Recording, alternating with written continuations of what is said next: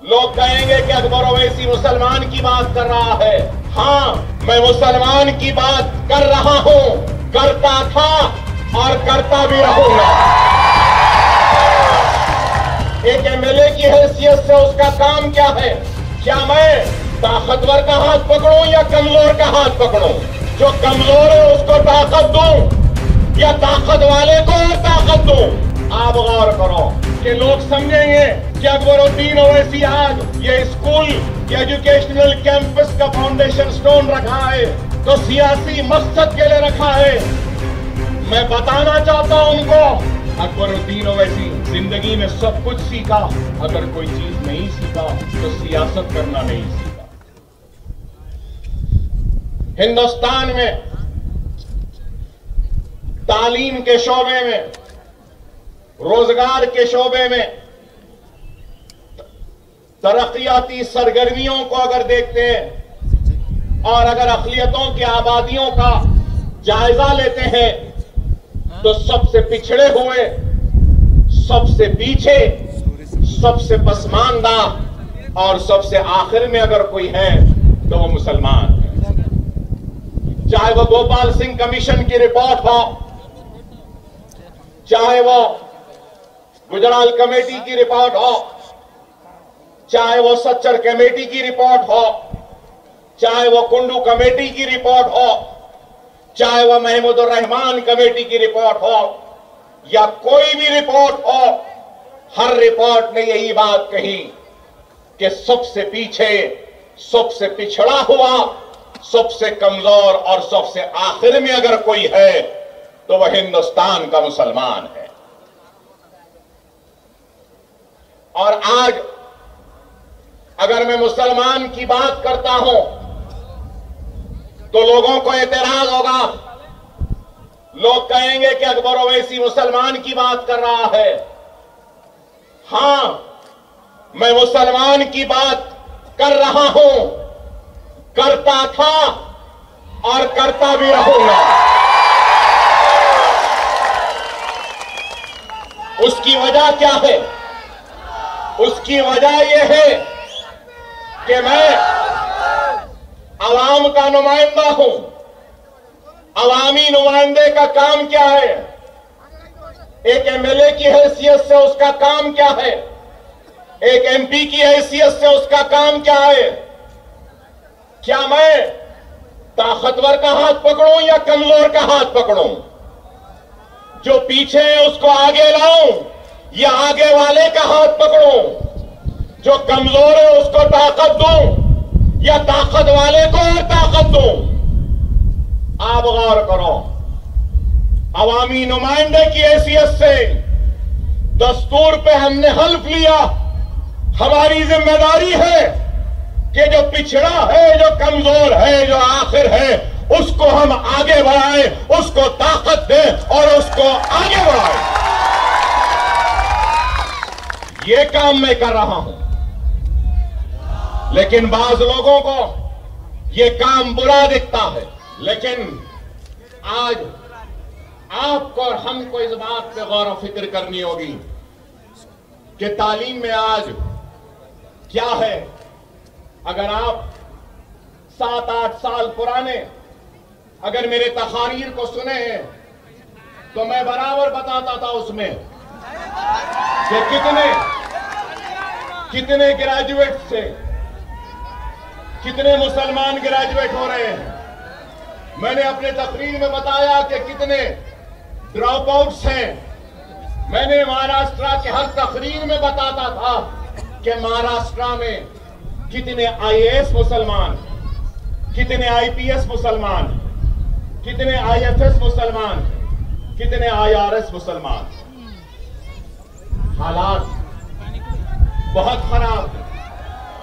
आज आपको और हमको इस बात पे गौर और फिक्र करनी होगी कि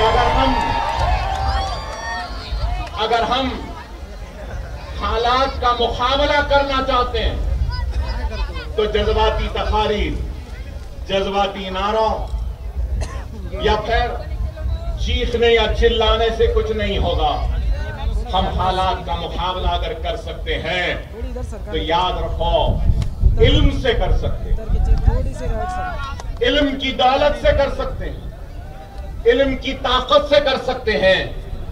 तो दूसरा, अगर हम इन हालात का मुकाबला कर सकते हैं तो सिर्फ और सिर्फ अपने इत्तेहाद के जरिए इन हालात का मुकाबला कर सकते हैं।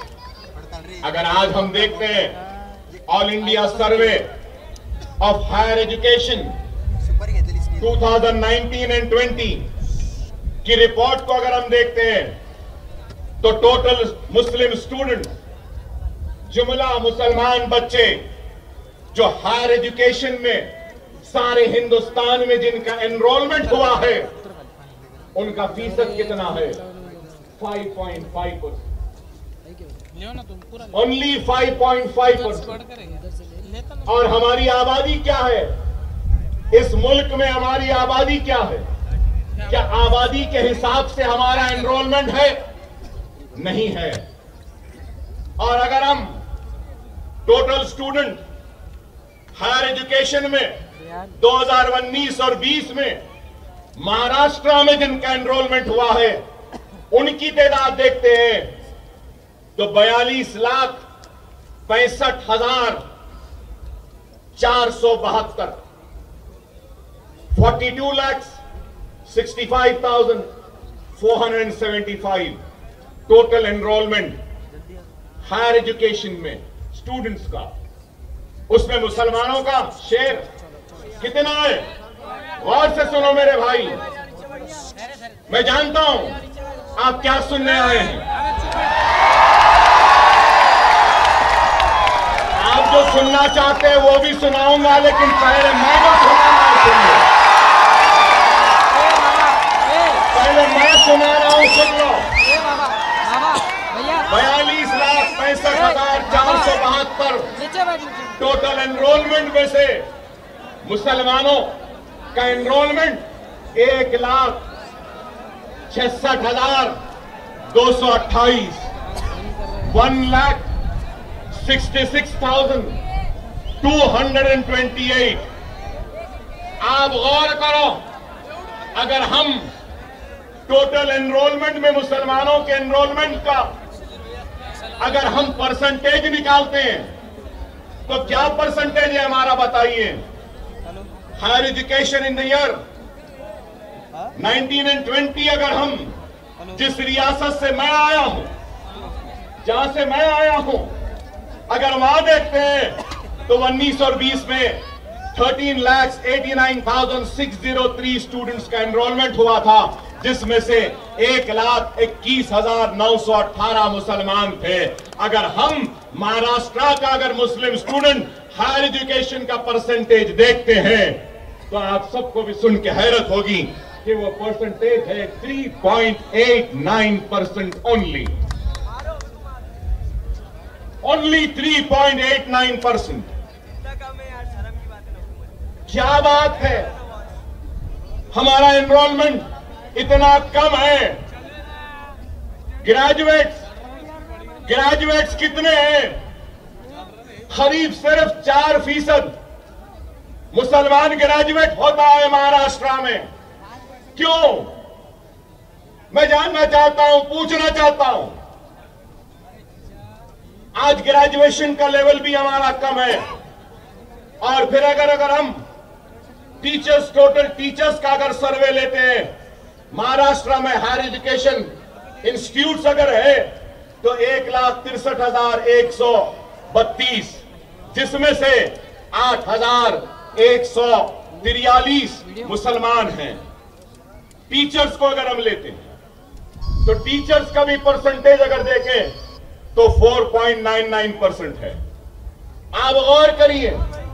और अगर हम तेलंगाना में देखते हैं तो करीब 9% है वहां पर हायर एजुकेशन में एनरोलमेंट। और अगर हम यहां देखते हैं तो यहां पे एनरोलमेंट 3.8% है। तो आप गौर करिए कि क्या हाल है।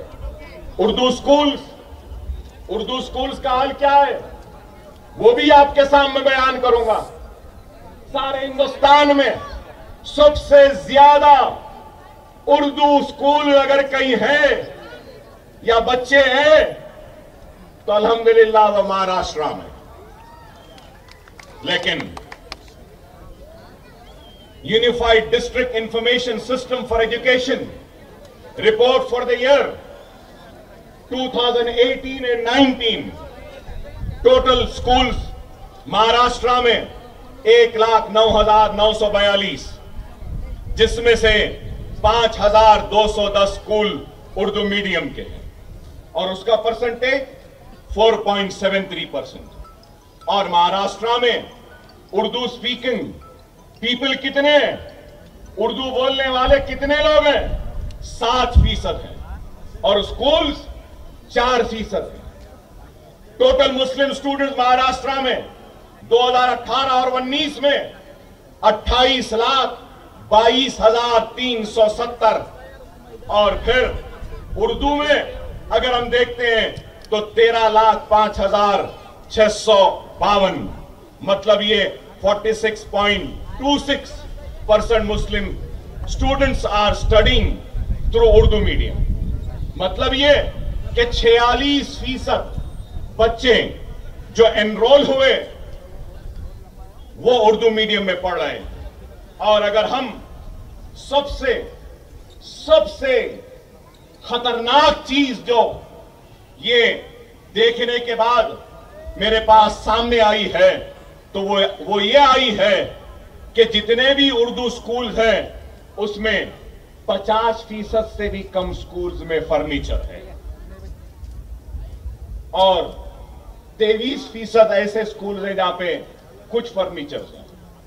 90% स्कूल ऐसे हैं जहां पे कंप्यूटर लैब नहीं है, लाइब्रेरियन नहीं है। और फिर जब हम ड्रॉप आउट को देखते हैं तो हाई ड्रॉप आउट है।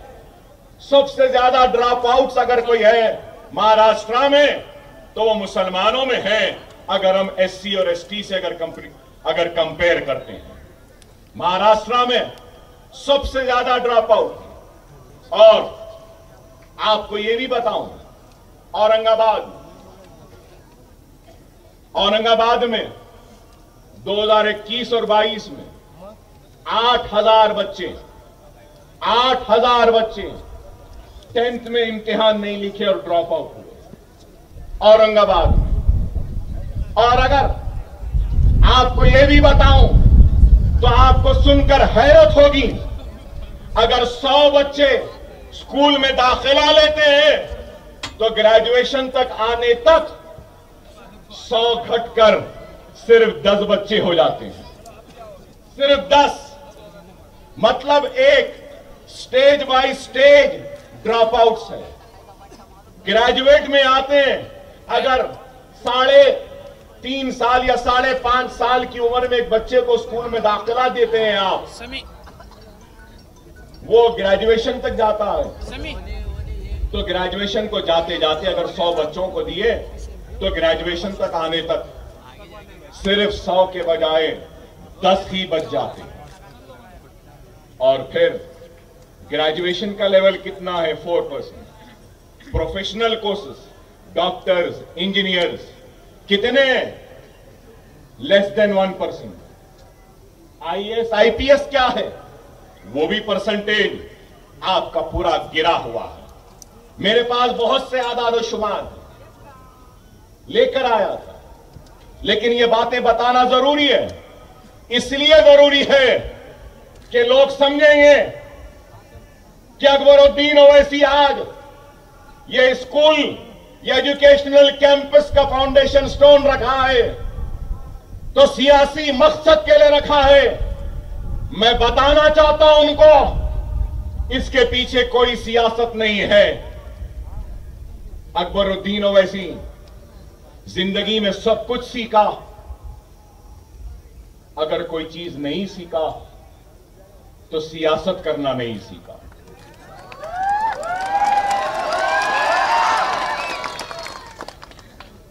नहीं आती, ना ही मैं कभी सियासतदान बनना चाहता था।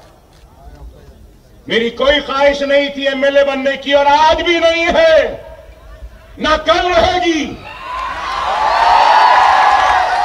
वो और होंगे जिनको एमएलए या एमपी बनने की ख्वाहिश है, मिनिस्टर बनने की ख्वाहिश है। अकबरुद्दीन ओवैसी को अगर कुछ ख्वाहिश है तो सिर्फ यही है कि जब मरने के बाद अल्लाह के सामने जब हाजिर रहूंगा तो उस वक्त अल्लाह जब मुझसे सवाल करेगा कि मैंने तुझे दौलत दी थी, इख्तिदार दिया था, ताकत दी थी, तो तूने मेरे हबीब की उम्मत के लिए क्या किया है, तो मैं यही काम के जरिए अल्लाह के सामने हाजिर होऊंगा और कहूंगा कि अल्लाह तूने इज्जत दी थी मुझे, शोहरत दी थी मुझे, ताकत दी थी मुझे, इख्तिदार दिया था, दौलत दी थी, तो मेरे ये स्कूल तेरे हबीब के उम्मतियों की मोहब्बत की निशानी है।